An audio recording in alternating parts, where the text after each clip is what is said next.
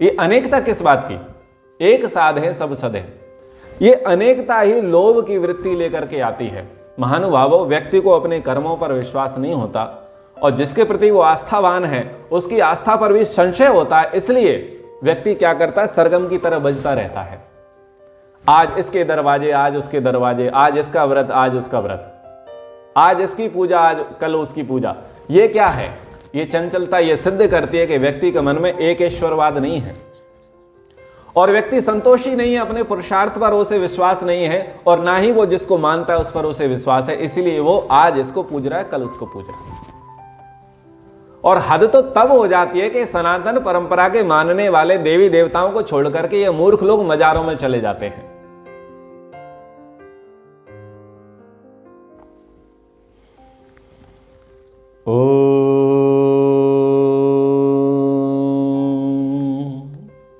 सहनावतु सहनौ भुनक्तु सह वीर्यं करवावहै तेजस्विनावधीतमस्तु मा विद्विषावहै। ओम शांति शांति शांति। अनेजदेकं मनसो जवीयो नैन देवा आप्नुवन् पूर्वमर्षत् तद्धावतोऽन्यान्त्येति तिष्ठत् तस्मिन्नपो मातरिष्वा दधाति तस्मिन्नपो मातरिष्वा दधाति। ईशोपनिषद का पाठ हमारा चल रहा है।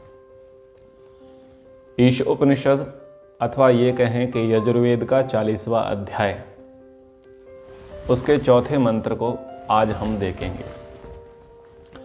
मंत्र है अनेज देकम मनसो जवीयो नैनद देवा आपनुवन पूर्वमर्षत् तद्धावतो न्यान त्येति तिष्ठत् तस्मिन्नपो मातरिष्वा दधाति।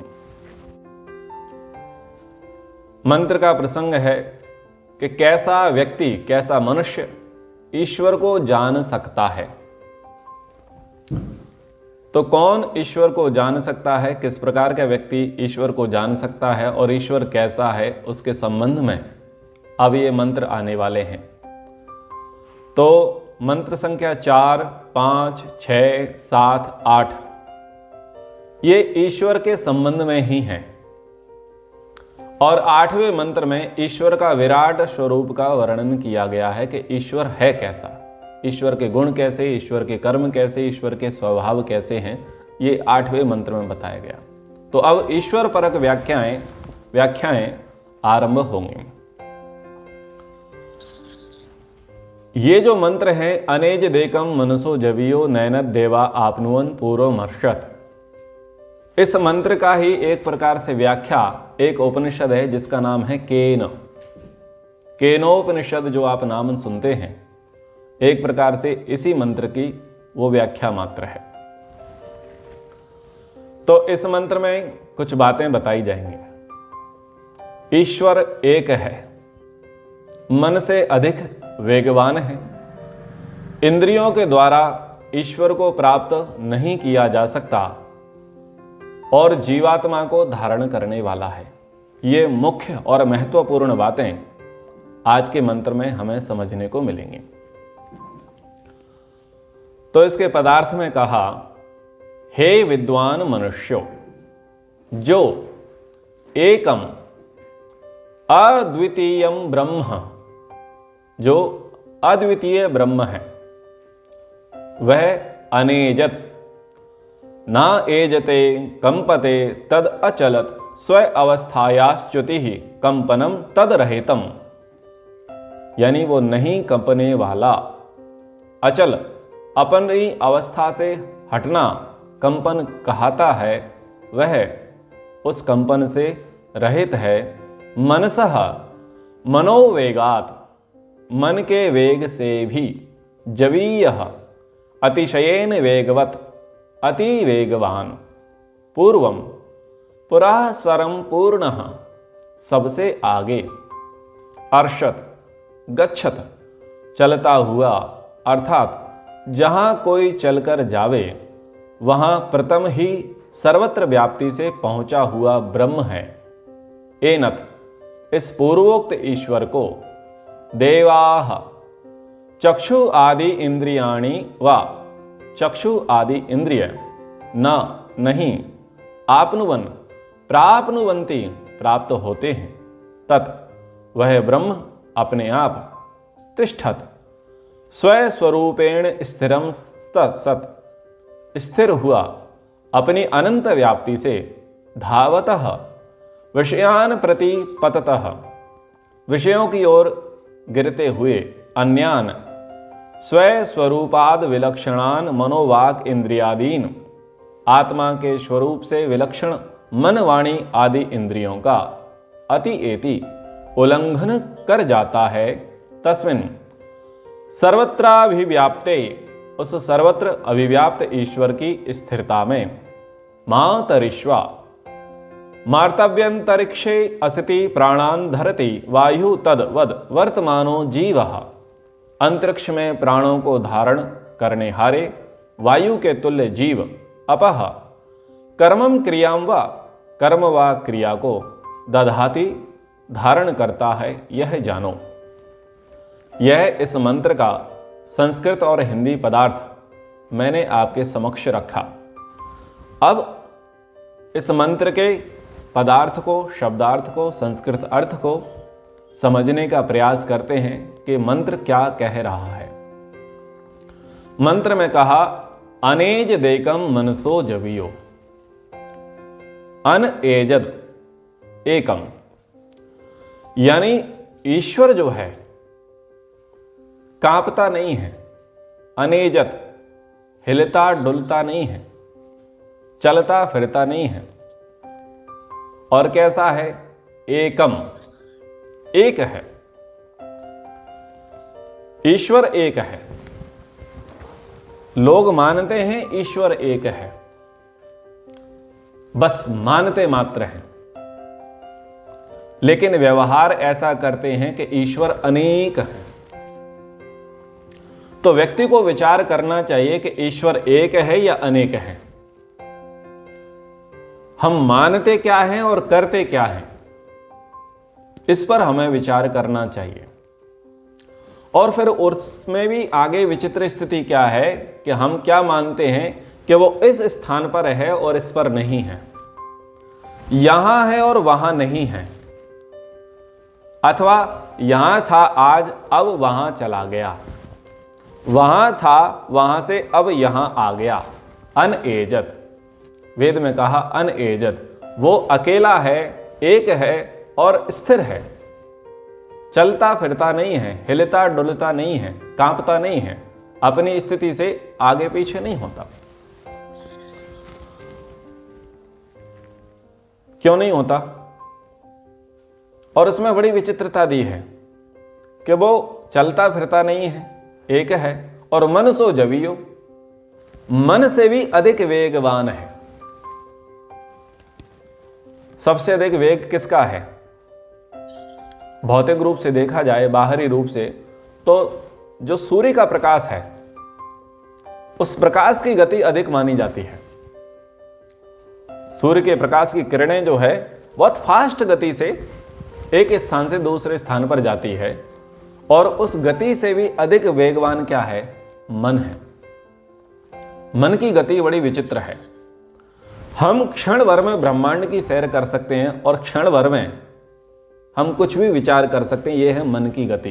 हमने केवल विचार किया और विचार करने मात्र से हमारा मन जो है वहां पहुंच गया, उसका चित्र हमारे बुद्धि में आ गया, तो ये मन है।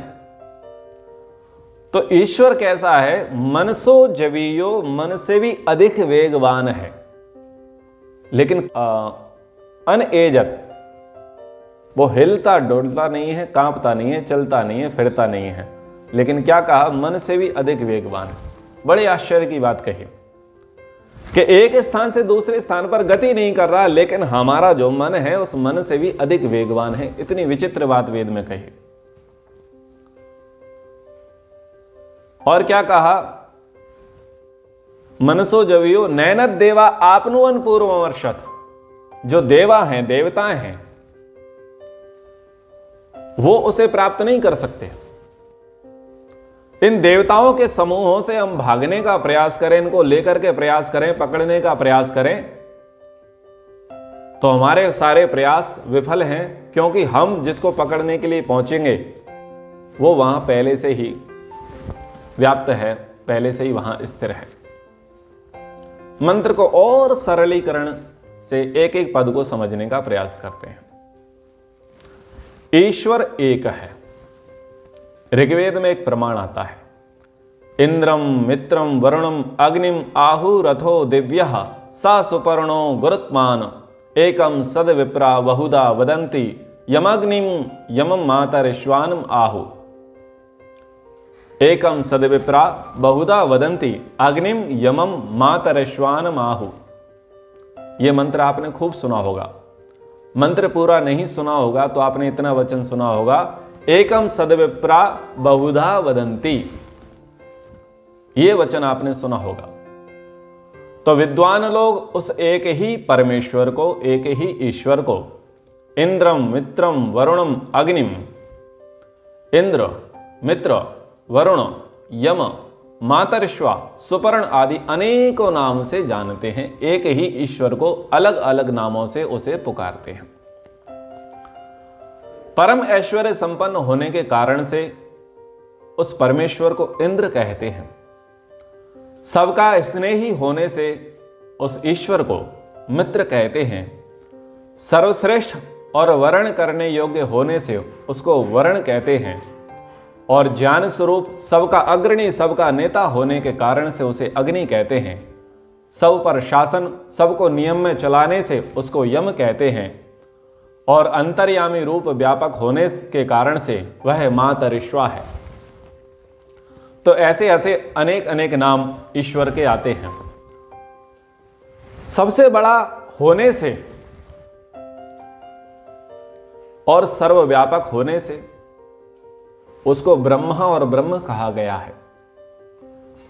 कण कण में व्याप्त होने के कारण से सबका पालन करने से उसे विष्णु कहा गया, उसे नारायण कहा गया। सबका कल्याण करने के कारण से उसको शिव कहा गया। और दुष्टों का संहार करने से उसका नाम रुद्र पड़ा। सभी गणों का, देवों का मुख्य होने के कारण से उसका गणपति और देव, महादेव नाम पड़ा।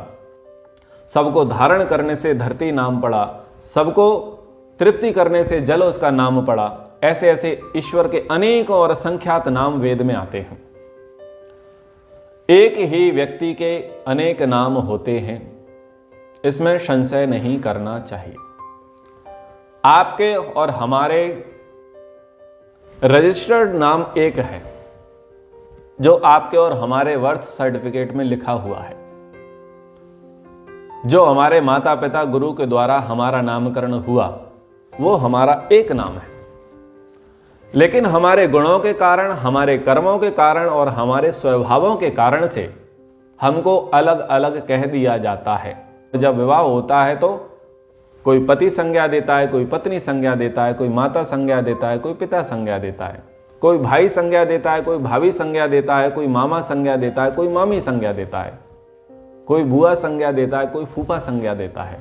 तो ऐसे ऐसे हमारे अलग अलग लोगों से अलग अलग संबंध होने के कारण से वो हमें अलग अलग नाम से पुकारते हैं और हम उसके अनुसार उनसे व्यवहार भी करते हैं। जब हम कुछ काम करते हैं तो उस काम के कारण से भी हमारा नाम पड़ता है, जैसे पटवारी साहब, मास्टर जी, डॉक्टर साहब, ऐसे ऐसे हमारे नाम भी पड़ जाते हैं। फिर हमारे स्वभाव के कारण भी, हमारे कार्य क्षेत्र को देख करके भी, जैसे टैक्सी वाला, रिक्शे वाला, ऑटो वाला, कारपेंटर, ठीक है ना, ऐसे ऐसे अन्य भी नाम पड़ते हैं और उन नामों के कारण भी हम व्यवहार करते हैं, लेकिन वस्तुतः हमारा नाम तो एक ही होता है।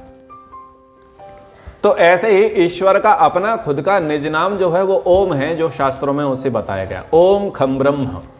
ईश्वर का खुद का निज नाम, पर्सनल उसका जो नाम है वो ओम है। लेकिन अन्य जितने नाम हैं वो सब गुण कर्म स्वभाव के आधार पर हैं।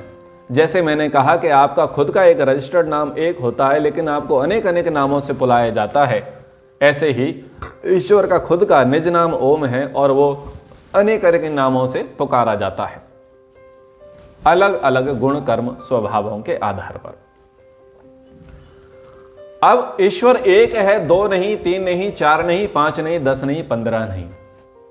उसके संबंध में अथर्ववेद में एक वचन आता है, ना द्वितीयो न तृतीय चतुर्थो न अपि उच्यते, न पंचमो न षष्ठ सप्तमो नाप्योच्यते, नाष्टमो न नवमो दसमो नाप्योच्यते, तम इदम निगतम सह सा एष एक वृद एक एव। अथर्ववेद का ये मंत्र आता है कि ईश्वर ना दूसरा है, ना तीसरा है, ना चौथा है, ना पांचवा है, ना छठा है, ना सातवां है, ना आठवां है, नवा है, ना ही 10वां है। वह महान बलशाली एक ही है, एक ही सर्वत्र व्याप्त है और निश्चित रूप से वो एक ही है। इस मंत्र में आपको एक गीत की पंक्ति सुनाता हूं, जब जीरो दिया मेरे भारत ने दुनिया को तब गिनती आई। ये गीत आपने सुना होगा। यानी ये कहा जाता है कि 1 से लेकर के 9 तक की जो गणना है, वो संख्या है, वो तो अन्य लोगों ने विकसित की, लेकिन 0 हमने दिया। महानुभावों, यहां पर ईश्वर 1 से लेकर 10 तक गिनती करा रहा है वेद में। कैसे कह दिया कि हम 10 से आगे की गिनती नहीं जानते? हमारे मास 12 होते हैं, कैसे कह दिया कि हम गिनती नहीं जानते? हमारे पक्ष 15-15 दिन के 30 होते हैं। पहला प्रतिपदा से लेकर के पूर्णिमा, दूसरा प्रतिपदा से लेकर अमावस्या, टोटल 30 दिन होते हैं और हमें कहा जा रहा है कि हमें गिनती नहीं आती। तुम्हारा वेद हमें गिनती बता रहा है, दुनिया वालों तुम हमें क्या गणित पढ़ाओगे? तो ये एक प्रमाण मिलता है वेद से। तो यहां पर कहा कि ईश्वर एक है, 2 नहीं है, 3 नहीं है, 4 नहीं है, 5 नहीं है।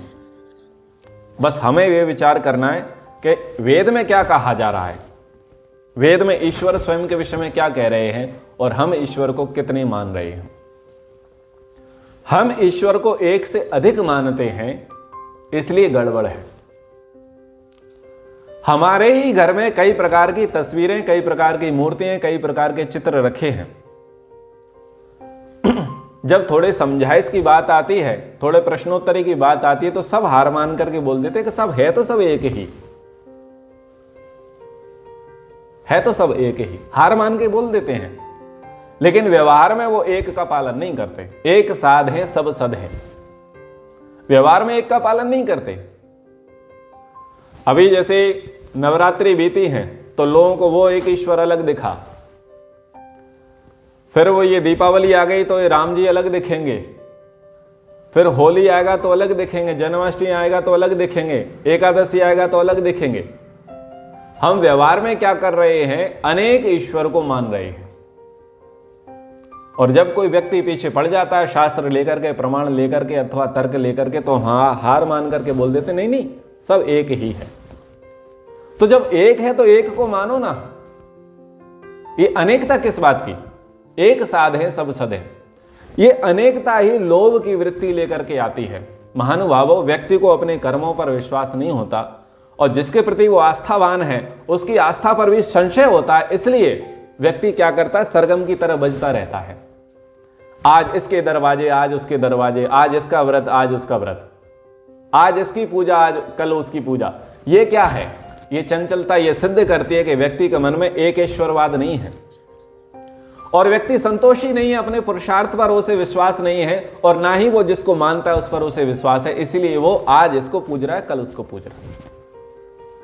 और हद तो तब हो जाती है कि सनातन परंपरा के मानने वाले देवी देवताओं को छोड़ करके ये मूर्ख लोग मजारों में चले जाते हैं, कब्रों पर चले जाते हैं, चर्चों में चले जाते हैं, दूसरे स्थानों पर चले जाते हैं और भूत प्रेत को भी मानने लग जाते हैं। ये बड़ी मूर्खता किस कारण से आई कि व्यक्ति ने एकता में अनेकता को समाहित कर लिया। व्यक्ति के अंदर लोभ की वृत्ति इसलिए बढ़ गई कि वो यहां जा रहा है और वहां जा रहा है, जबकि एक साधे सब सदे, एक ईश्वर की आराधना व्यक्ति ने करनी ही नहीं चाहिए। तो जितनी भी समस्याएं आपको भारत में दिखाई देती हैं, दुनिया भर में दिखाई देती हैं, और जो अनेकता के कारण जो विभीषिकाएं हमारे देश में हैं, उसका मूल कारण है ईश्वर को एक न मानना। जितने भी विरोध हैं, जितने भी मतवाद हैं, जितनी भी भ्रांतियां हैं, जितने भी अंधविश्वास पाखंड हैं, उसका कारण ही केवल यही है कि हम ईश्वर को एक नहीं मानते। हम अलग अलग मानते हैं, भिन्न भिन्न मानते हैं, अपने को श्रेष्ठ और उसके दूसरे को कनिष्ठ मानते हैं। प्रसंग अनुसार यदि हम पुराणों को उठा करके देखते हैं तो शिव पुराण में शिव जी को श्रेष्ठ माना जाएगा और अन्यों को छोटा माना जाएगा, और विष्णु पुराण उठा करके देखेंगे तो वहां विष्णु ही सर्वोपरि, अन्य सब तुच्छ हैं। ऐसे ही सब पुराणों को उठा करके देखेंगे तो सबकी रामायण वही है। यानी सब अपने अपने आप को श्रेष्ठ बताने में तुले हैं और दूसरे को निकृष्ट बताने में तुले हैं। ऐसे ही भारत में जो संप्रदायवाद है, वैष्णव कहते हैं हम अच्छे हैं, शैव कहते हैं हम अच्छे हैं, शाक्त कहते हैं हम अच्छे हैं, तो कोई कहता है कुछ तो कोई कहता है कुछ। सब अपने आप को श्रेष्ठ बताने में और दूसरे व्यक्ति को निकृष्ट बताने में पड़े हुए हैं। महानुभावों, ये संप्रदायवाद, ये अनेक ईश्वरवाद ने क्या किया, हमें गुलाम बनाया। जब भारत में मुगल का काल था, उस समय संप्रदायवाद चरम सीमा पर था, और ये बहुत बड़ी फूट, बहुत बड़ी भ्रांतियां उन लोगों ने बना दी कि यदि ये अनेकवाद में घुसे रहेंगे तो कभी एक मत नहीं होंगे, और तिलक को लेकर के ही बड़ा झगड़ा शुरू हो गया। ऐसे ही वचन पुराणों में लिख दिए गए मध्यकाल में कि यदि त्रिपुंड लगाने वाले को रामानंदित तिलक लगाने वाला दिखे तो एक दूसरे को चांडाल मान करके दोनों विपरीत दिशा में जाकर के शुद्धि करने जाएं और गंगा स्नान करके आए, तब उनकी शुद्धि होगी। यानी स्थिति ये थी, जो शिव का उपासक था यदि राम के उपासक को देख ले तो एक दूसरे को चांडाल मान करके लौट जाते थे। कोई कृष्ण का उपासक है, राम के उपासक को देख लिया तो चांडाल मान करके लौट जाते थे। कोई शक्ति का उपासक है, हनुमान के उपासक को देख लिया तो चांडाल मान करके लौट जाते थे। सोचिए कि उस जमाने में कितनी विभीषिका थी। लोग एक दूसरे के मंदिरों में चढ़ना पसंद नहीं करते थे, एक दूसरे के देवी देवता को पूजना पसंद नहीं करते थे, और एक दूसरे पंडित को बुलाना पसंद नहीं करते थे। इतनी भयंकर विभीषिका मध्यकाल में रही, और उसका लाभ क्या उठाया? विदेशियों ने उठाया, क्योंकि जब हम एक मंच पे आए नहीं तो एकता हमारे अंदर थी ही नहीं। हमारे बहुत सारे राज्य, बहुत सारे जनपद इसीलिए लुट गए, बोले वो हमारे मत वाले नहीं हैं, वो तो शाक्त मत के मानने वाले हैं, और शाक्त मत वाले बोले कि वो तो शैव मत वाले हैं। और सब इस मूर्खता में रह गए कि कोई बात नहीं, हमारी देवी आएगी, काली कप्पर खराली आएगी, हाथ में त्रिशूल लेकर के आएगी और विधर्मियों को मार भगाएगी, सबको अंधा कर देगी, इसलिए तुम कुछ करो भी मत। सब जगह की यही कहानियां थी। जो शिव के उपासक थे उन्होंने कहा चिंता मत करो, सब शंकर जी के मंदिर में जाओ, शंकर जी का त्रिनेत्र खुलेगा, त्रिशूल खुलेगा, नंदी आएगा, सबको मार भगाएगा। पता चला पुजारी भी गाजर मूलियों की तरह काट दिए गए, वहां के शरणागत भी गाजर मूलियों की तरह काट दिए गए, और मंदिर भी ध्वस्त कर दिए गए। ये मध्यकाल की बातें हैं। आपको सबसे बड़ा प्रमाण मैं यही बताऊंगा कि जिनको हम पूजते हैं, जिनको हम मानते हैं, वहां पर मस्जिदें इसी कारण से बन चुकी हैं, क्योंकि सबकी आस्था यह थी कि अभी ये चक्रधारी निकलेगा। वो चक्रधारी की पीठ पर जाकर के मस्जिद बना दी मथुरा में। अभी ये धनुषधारी निकलेगा, उस रामलला की धरती पर जाकर के मस्जिद बना दी गई। अब ये त्रिनेत्रधारी शिव का त्रिपुंड खुलेगा, देखो सोमनाथ मंदिर को तोड़ दिया, वहां पर भी मस्जिद ठोक दी गई। भारत में जितने भी आस्था के मंदिर केंद्र रहे, उस जगह पर मस्जिदें बना दी गई। उसका परिणाम यह था अनेकेश्वरवाद, अनेक देवताओं को मानना उसका सबसे बड़ा कारण रहा, और अपने ही मत को सर्वश्रेष्ठ मानना, दूसरे के मत को अश्रेष्ठ मानना, और अपने मत के देवी देवता पर आंख बंद करके विश्वास कर लेना कि अब हमें तलवार उठाने की आवश्यकता नहीं है, केवल पूजा पाठ हवन जप करो, साधना करो, ये देवी मां प्रसन्न होगी, काली खप्पर वाली उठेगी, राम त्रिशूल वाले उठेंगे, धनुष वाले उठेंगे, और यही हमारी रक्षा कर देंगे। महानुभावों, इतिहास उठा करके देखो, हमारा सत्यानाश इसी विचारधारा से हो गया।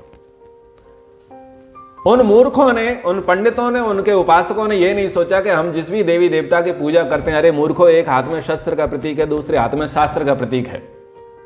यदि तुम ज्ञानवान हो तो तुम्हें शस्त्रवान भी होना चाहिए, और तुम्हारा काम है अपने धर्म की, अपनी संस्कृति की, अपनी रक्षा करना।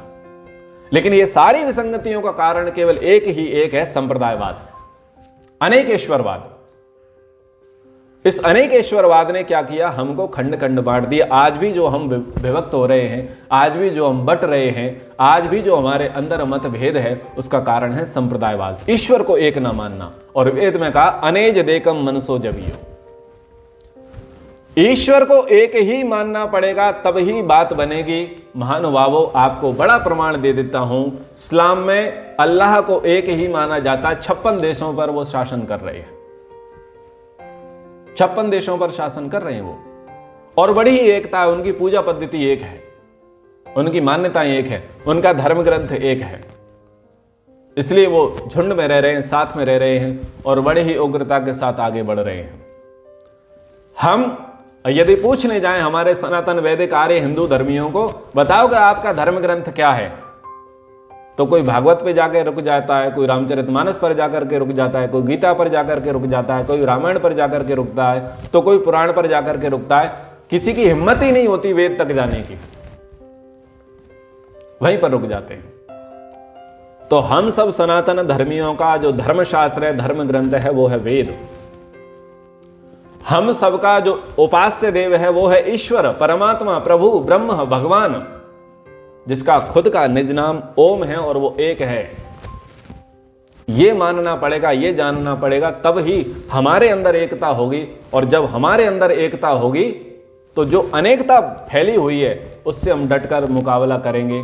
जो अनेकता हम एक पर आकर के भारी हो रही है उसको हम उखाड़ फेंकेंगे। तो वेद मंत्र धर्मशास्त्र बहुत बड़ी शिक्षा देता है, बहुत बड़ी हमें जानकारियां देता है, बहुत बड़ी प्रेरणा हमें देता है। मंत्र कह रहा है अनेज देकम मनसो जबियो, ईश्वर एक है, अलग अलग नहीं है। सामवेद में ईश्वर के विषय में कहा ना कि इंद्र त्वद उत्तरम ना ज्यायो अस्ति वृत्रहन ना केवम यथा त्वम। हे ऐश्वर्यशाली परमात्मन, कोई भी तुझसे श्रेष्ठ नहीं है। हे शत्रु विनाशक, कोई भी तुझसे बढ़कर नहीं है, कोई भी तेरे समान नहीं है, कोई भी तेरे जैसा नहीं है, और कोई भी तेरे तुल्य हो ही नहीं सकता। इस सामवेद में वचन कहा। तो ऋग्वेद, यजुर्वेद, सामवेद, अथर्ववेद, चारों वेदों के एक एक मंत्र का प्रमाण देकर के मैंने यहां संक्षिप्त आपको यह बताने का प्रयास किया कि ईश्वर एक है। अब हम संप्रदायवाद से थोड़ा और ऊपर उठ जाते हैं तो मतवाद देखिए। हमारे यहां समस्या क्या है, ईश्वर को क्या बताया गया मंत्र में, आगे हम जब पढ़ेंगे तो बताया जाएगा कि वो सर्वत्र व्यापक है। उस व्याप्ति क्यों है उसके प्रसंग में बताया जाएगा। लेकिन थोड़ा और आगे बढ़ते हैं प्रसंग से। हमारी मान्यता क्या है? हम मानते हैं ईश्वर कैलाश में है, कोई मानता है गौलोक में है, कोई मानता है बैकुंठ में है, कोई कहता है परम धाम में है, तो कोई कहीं मानता है। पहले तो ईश्वर के संबंध में भ्रांति थी कि वो एक है या अनेक है। अब दूसरी भ्रांति क्या है कि वो कहां पर है, इसको लेकर के झगड़ा है। अब हम आगे बढ़ते हैं, ईसाई और मुसलमानों की बात करते हैं तो एक चौथे आसमान पर मानता है और एक सातवें आसमान पर मानता है। हम तो थोड़ी बहुत इधर ही मानते हैं, पर्वत पहाड़ों में। वो तो सीधा इससे भी ऊपर निकल गए, वो चौथे आसमान पर और सातवें आसमान पर मानता है। मैं आपसे ये कहता हूं, ईश्वर आपका पिता है या नहीं है? आप ईश्वर के पुत्र पुत्री हैं या नहीं है? पिता कौन आदर्श माना जाएगा? पिता वो आदर्श माना जाएगा जो पुत्र पुत्रियों के साथ रहे। पिता वो आदर्श नहीं माना जाता जो पैदा करके छोड़ दे और कभी सुध बुध ना ले और कहीं दूर चोटी पर जाकर के बैठ जाए। वो आदर्श नहीं माना जाता। वो पिता भी नाजायज होता है, वो संतानें भी नाजायज होती हैं। कठोर शब्द का प्रयोग कर रहा हूं क्योंकि आवश्यकता है। तो वो चौथे आसमान पर, सातवें आसमान पर, कैलाश में, गोलोक में, ब्रह्मधाम में, बैकुंठ धाम में, जहां पर भी बैठा है वो सब नाजायज है, या तो तुम नाजायज हो। क्योंकि ईश्वर और जीवात्मा दोनों का सनातन संबंध है, शाश्वत संबंध है। जैसे पिता पुत्र का संबंध है कि जहां पिता है वहां पुत्र है, वैसे ही जहां ईश्वर है वहीं जीवात्मा है। मंत्र में आगे स्पष्ट हो जाएगा ईश्वर कहां है और हम कहां हैं। तो ये प्रसंग अनुसार मैंने ये बात आपसे कही, ये बहुत महत्वपूर्ण है। महानुभावों, ये उपनिषद है तो अध्यात्म विद्या, पर वर्तमान का व्याख्यान वीर रस का रूप ले चुका है। वर्तमान का व्याख्यान वीर रस का रूप ले चुका है, क्योंकि तो अनेज देकम मनसो जबीयो नैनत देवा आपनुवन पूर्वम अर्षत, वहां प्रथम से ही अभिव्याप्त है, पहले से ही स्थिर वर्तमान है, जहां आप जाने का प्रयास करेंगे। आप कहां पकड़ने जाओगे ईश्वर को?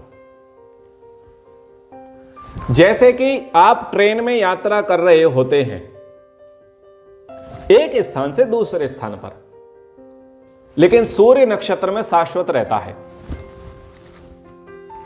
आप अपने जिले से दूसरे जिले में जाएंगे, आप गति कर रहे हैं, लेकिन आपको क्या लगता है कि सूर्य गति करता हुआ दिख रहा है? ऐसा नहीं है, सूर्य तो अपने ही स्थान पर है। तुम जहां थे वहां भी सूर्य था और जहां पहुंचोगे वहां भी सूर्य था। बहुत बड़ा प्रमाण है, आपके लिए भौतिक उदाहरण है। हम जहां हैं वहां ईश्वर है और आप जहां जाने का प्रयास करेंगे वहां भी ईश्वर है। ऐसा नहीं है कि आप जहां हैं वहां ईश्वर नहीं है, आप जहां जाने वाले हो वहां पर ईश्वर है। क्योंकि गति उसमें होती है जो एक देशी होता है,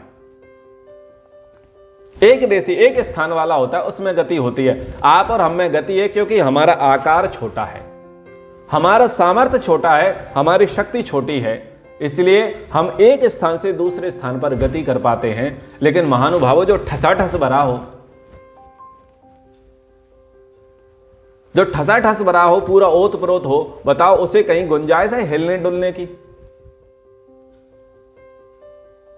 ये वायु जो है, ये जो हवा है, ये एक स्थान से दूसरे स्थान पर गति करती हुई दिखाई देती है। जब उसका वेग बढ़ता है तो एक स्थान से दूसरे स्थान पर गति करती हुई दिखाई देती है। लेकिन बात बताइए, क्या आकाश गति करता हुआ दिखाई देता है? आकाश तो सब जगह था ना, क्योंकि आकाश था इसलिए सब पदार्थ गति कर पा रहे हैं। आकाश यानी खाली स्थान, स्पेस। आकाश यानी वो वाला आकाश नहीं, गगन। आकाश का अर्थ है खाली स्थान, स्पेस। वो स्पेस था तभी आप गति कर पा रहे थे, लेकिन आकाश तो ठसाठस भरा हुआ है। आकाश तो यहां भी है और वहां भी है। लेकिन आप कहेंगे कि आकाश ठोस पदार्थों के भीतर तो होता नहीं, पत्थर के अंदर, लोहे के अंदर आकाश तो होता नहीं है। यदि आकाश नहीं होगा तो दूसरे पदार्थ का प्रवेश नहीं हो सकता। समझ पा रहे हैं? ये मैं भौतिकी की बात कर रहा हूं आपसे, वैश्विक दर्शन की बात कर रहा हूं। आकाश, जैसे आप ये कहें कि ये आकाश इस तरफ है और इस तरफ है, इसके बीच में आकाश नहीं है क्योंकि ये ठोस है। लेकिन मैं ये कह रहा हूं कि यदि ठोस पदार्थ में कोई दूसरे पदार्थ घुस रहा है, उस घुसने का कारण है कि वहां आकाश है। आकाश के कारण ही एक पदार्थ में दूसरा पदार्थ मिश्रित हो पाता है। लोहा ठोस मानते हो आप? ठोस मानते हो, लेकिन लोहा गर्म क्यों होता है अग्नि से? अग्नि उसमें कैसे घुस गई? अग्नि उसमें घुसती है तभी वो गर्म होता है, यानी वहां स्पेस था, वहां स्थान था, इसलिए वो लोहा गर्म हो गया। लोहा ठंडा भी होता है ना, यानी शीतलता उसके अंदर प्रवेश कर गई और इसलिए उसका रूप जो है बदल गया, उसका धर्म बदल गया, वो ठंडा दिखने लग गया। महानुभावों, आप ऐसे कई चट्टानें देखते होंगे जिनको कभी फोड़ा जाता है तो उनके भीतर पूरा परिवार मिलता है। छोटे छोटे जीव होते हैं, कीड़े होते हैं, अंडे होते हैं। भाई, उनका जीवन कैसे चला? विचार करके देखो। आकाश तत्व है, आकाश तत्व इस दुनिया का सबसे सूक्ष्म तत्व है, जो हर ठोस से ठोस वस्तु में भी ओतप्रोत होता है। ये बहुत बड़े विज्ञान की और साइंस की बातें, खोज की बातें हैं जो मैं आपको यहां बता रहा हूं। तो जैसे आकाश ठोस वस्तु में भी व्याप्त है और आकाश सब जगह ठसाठस है और वस्तु ही एक जगह से दूसरे स्थान पर गति कर रही है, हस्तांतरित हो रही है। वेद में कहा अनेजत, वो गति नहीं करता, वो नहीं कांपता। क्यों? वो आकाशवत सर्वत्र व्याप्त है। आगे मंत्र आता है ओम खम ब्रह्म। वहां खम शब्द आया है आकाश के लिए। तो आकाशवत ईश्वर सर्वत्र व्यापक है, ईश्वर सभी जगह है, हरि व्यापक सर्वत्र समाना। ईश्वर जड़ में, चेतन में, और जहां पर सृष्टि है वहां, और जहां पर सृष्टि नहीं है वहां, सब जगह ओतप्रोत है, सब जगह आकाशवत व्याप्त है। आकाश का एक उदाहरण दिया क्योंकि ये स्थूल है, आकाश हमें समझ में आता है, इसलिए आकाश का उदाहरण दिया गया कि जैसे आकाश सब जगह व्याप्त है ऐसे ही ईश्वर भी सब जगह व्याप्त है। तो ईश्वर सब जगह व्याप्त है इसलिए उसका चलना फिरना नहीं है, हिलना डुलना नहीं है। मान लीजिए आप जिस घर में, जिस कमरे में रह रहे हैं, उस कमरे में आपका चलना फिरना इसलिए हो रहा है क्योंकि आप सेफ में हैं और आपकी एक लिमिटेशन है और आपको पर्याप्त आकाश मिला हुआ है, इसलिए आप चल पा रहे हैं। आप थोड़ा, आप समय के लिए फर्ज कीजिए, इमेजिन कीजिए कि आप टोटल ही ठसाठस लंबे चौड़े हो जाओ अपने कमरे के आकार के। अब बताओ आप चल पाओगे क्या? आप कोई मूवमेंट कर पाओगे क्या? कुछ नहीं कर पाएंगे। क्यों? ठसाठस भरे हैं। तो यहां पर मंत्र में कहा कि ईश्वर ऐसे ही ठसाठस ओतप्रोत है, वो भीतर बाहर सर्व जगह है, इसलिए वो चलता नहीं है। आप गति करोगे इसलिए वो पहले से है। जैसे उत्तर में आकाश है, दक्षिण में आकाश है, आप बीच में कहीं सेंटर में, आप कहीं भी यात्रा करोगे तो आप यात्रा कर रहे हैं। आकाश यहां भी था और आकाश यहां भी था, सूर्य यहां भी था और सूर्य यहां भी था। तो ये कहा मनसो जवियो नैनद देवा आपनुवन पूर्वमर्शद। मंत्र यही कह रहा है कि वो मन से भी अधिक वेगवान है। आप दौड़ोगे आप, लेकिन जहां से आप दौड़ आरंभ करोगे और जहां पर आपकी दौड़ समाप्त होगी वो दोनों ही स्थान पर अवेलेबल रहेगा, क्योंकि वो सर्वत्र है। क्या कहा? तद धावतो न्यान तेति तिष्ठत। ये वचन आया मंत्र का, तद धावतो। आप दौड़ोगे एक स्थान से दूसरे स्थान पर आप जाओगे, तद धावतो न्यान तेति तिष्ठत, लेकिन वो आपसे पहले ही वहां पर पहुंचा हुआ है। और कैसा है? तस्मिन अपह मातरिश्वा दधाति। वो मातरिश्वा यानी जीवात्मा को भी धारण करने वाला है। मंत्र के पदार्थ को और समझने का प्रयास करते हैं, फिर और आपको अर्थ क्लियर हो जाएगा। ब्रह्मणो अनंतत्वाद, ब्रह्म के अनंत होने से। वेद मंत्र समझिए। यत्र यत्र मनो याति, जहां जहां मन जाता है, तत्र तत्र पुरस्ताद देवाद अभिव्याप्तम अग्रस्थम ब्रह्म वर्तते। वहां वहां पहले से ही अभिव्याप्त ब्रह्म स्थिर वर्तमान है। हमारा मन सबसे अधिक वेगवान है, हमसे अधिक वेगवान ये सूर्य का प्रकाश है और सूर्य के प्रकाश की गति से भी अधिक वेगवान हमारा मन है। अब हम अपने मन से कितनी कल्पना करेंगे, कहां भागेंगे? हम जहां तक भागने का प्रयास करेंगे, मन की गति सबसे तेज मानी गई है। आप जहां भी जाओ, चलो चंद्रमा पर चले जाओ, मंगल पर चले जाओ, बृहस्पति पर चले जाओ, जिस भी ग्रह उपग्रह पर आपको जाना है, मन की गति से जाइए। आपकी गति से पहले वो वहां पहुंचा हुआ। ये बात कही, मन सो जबियो, आपकी गति से पहले वो वहां पहुंचा हुआ है।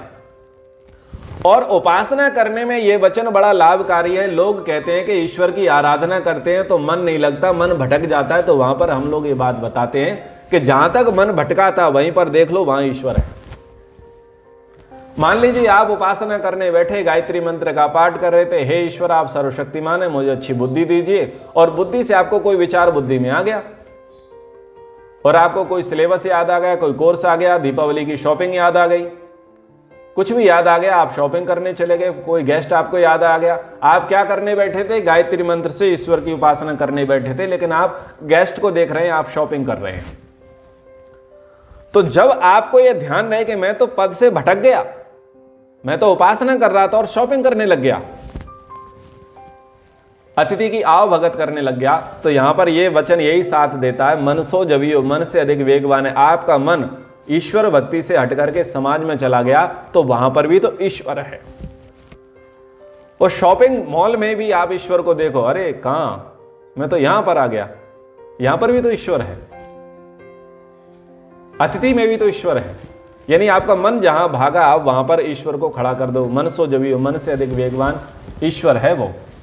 तो उपासना में भी ये बातें वहां बताई जाती हैं। कभी उपासना प्रशिक्षण होगा तो ये प्रसंग भी आपको बताने का प्रयास करेंगे। तो मंत्र कह रहा है, तो जहां जहां हम भागते हैं वहां पर पहले से ही ब्रह्म अभिव्याप्त है।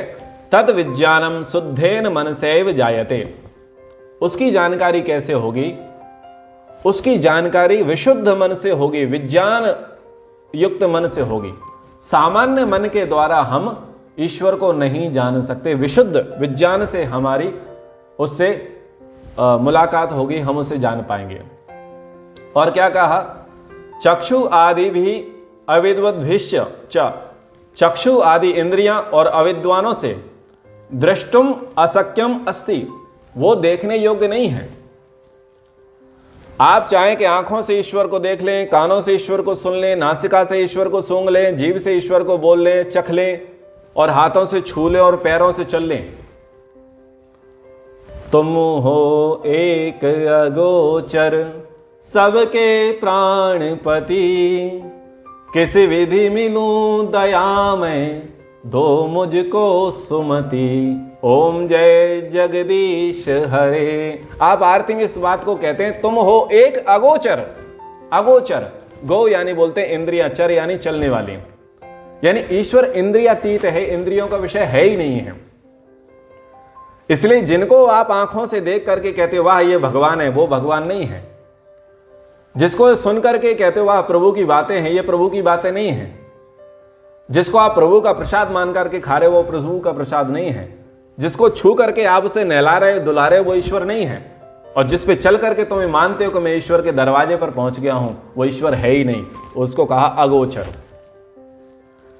बहुत बड़े भ्रम, बहुत बड़े जाल में हम फैले हुए हैं। वेद कह रहा है कि इंद्रियातीत है ईश्वर, इंद्रियों का विषय है ही नहीं, इंद्रियां उसे प्राप्त नहीं कर सकती। नैनद देवा आपनुवन पूर्वमर्शत। ना आंखों से वो देखा जाएगा, ना कानों से वो ईश्वर सुना जाएगा, ना नासिका से वो सूंघा जाएगा, ना जिह्वा से वो चखा जाएगा, ना वाणी से वो बोला जाएगा, और ना हाथों से वो छुआ जाएगा, ना पैरों से उसके यहां चला जाएगा। क्योंकि जो हमारी ज्ञानेंद्रिय, कर्मेंद्रिय, जो इंद्रियां हैं, उन इंद्रियों का सामर्थ्य ही नहीं है ईश्वर को प्राप्त करने का। ईश्वर इंद्रियों का विषय है ही नहीं।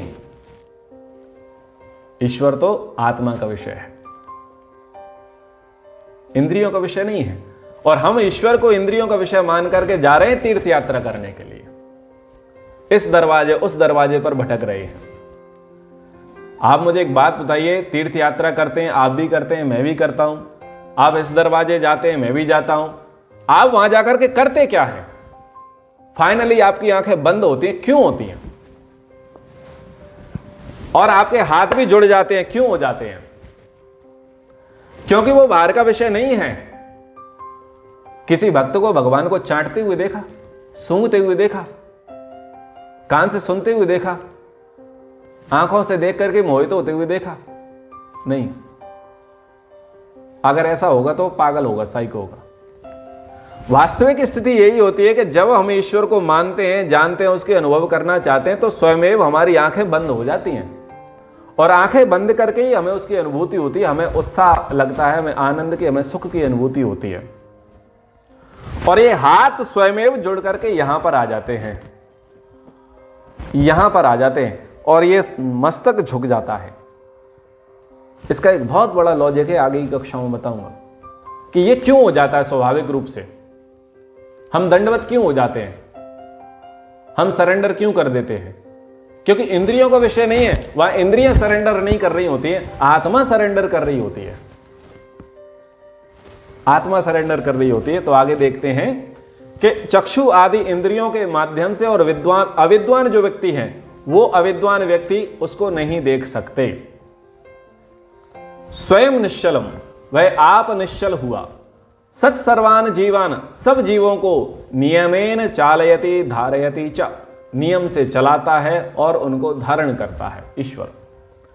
तस्य अति सूक्ष्मत्वात् अतीन्द्रियत्वात्, उसके अति सूक्ष्म इंद्रिय गम्य न होने के कारण धार्मिकस्य विदुषो योगिना एव, धर्मात्मा विद्वान योगी को ही साक्षात्कारो भवति, उसका साक्षात ज्ञान होता है, न इतरस्य, अन्य को नहीं। इसलिए यदि मंदिरों में जाकर के, पहाड़ों पर्वतों पर जाकर के किसी को ईश्वर मिल गया होता, तो हमारे पूर्वज ऋषि मुनि महर्षि आंख बंद करके ना बैठते, अष्टांग योग का उपदेश ना होता, धारणा, ध्यान, समाधि का उपदेश नहीं होता, क्योंकि वस्तुतः ईश्वर की उपासना, ईश्वर की प्राप्ति तो अष्टांग योग से ही सिद्ध है, और ईश्वर की प्राप्ति आत्मा में है, आत्मा से बाहर नहीं है, शरीर से बाहर की नहीं है। तो चूंकि अभी समय पर्याप्त हो गया है, ऐसे ही मंत्र आगे भी आने वाला है, तो उस मंत्र में भी हम और समझने का प्रयास करेंगे कौन से देव ईश्वर को प्राप्त नहीं कर पाते। अगला मंत्र भी थोड़ा मिला जुला है, तो जो कुछ शेष व्याख्यान इस मंत्र में रह गई हैं वो अगले मंत्र में, अगली कक्षा में हम ले लेंगे। तो आज की कक्षा को हम यहाँ पर विराम करते हैं। मंत्र की शिक्षा है, ईश्वर कांपता नहीं है, हिलता डुलता नहीं है, ईश्वर एक है, मन से अधिक वेगवान है, इंद्रियों का विषय नहीं है, इंद्रियों से प्राप्त नहीं कर सकते। लेकिन जो धार्मिक हैं, जो विद्वान हैं, जो योगी हैं, वही स्वयं आत्मा में ईश्वर का साक्षात्कार कर पाते हैं, उसी की अनुभूति कर पाते हैं, अन्य नहीं। और तस्मिन् नपो मातरिश्वा दधाति, यानी जीवात्मा के कर्मों का अध्यक्ष वही परमात्मा है। जीवात्मा पर हमेशा तीसरी निगाह जो बनी रहती है वो परमात्मा की रहती है। वो कैसे रहती है, जीवात्मा कहाँ रहता है, परमात्मा कहाँ रहता है, जीवात्मा परमात्मा का क्या संबंध है और उसकी कैसे अनुभूति होगी, किस स्थान पर जीवात्मा का स्थान है, अन्य विषयों पर चर्चाएं आगे उपनिषद के पाठ में आपको अच्छे से सुनने को मिलेंगी, शंका समाधान पूर्वक मिलेंगी। तो कक्षा को यहीं पर विराम करते हैं। इति ओम शम।